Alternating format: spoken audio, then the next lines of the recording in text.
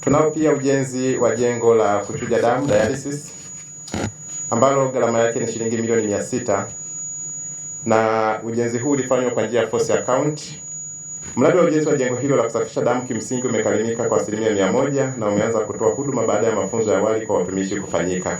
Tunazo mashine 10 katika hilo jengo la dialysis zenye thamani ya shilingi milioni 226,107,126 ambazo zilinunua kutoka bohari kuu ya dawa MSD.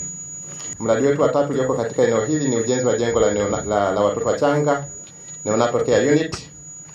Mradi huu ulianza kutekelezwa mwezi Februari mwaka 2026 na mradi huu ni wa muda wa miezi 14 ambapo ujenzi wake unatarajiwa kukamilika tarehe 16 Machi 2027.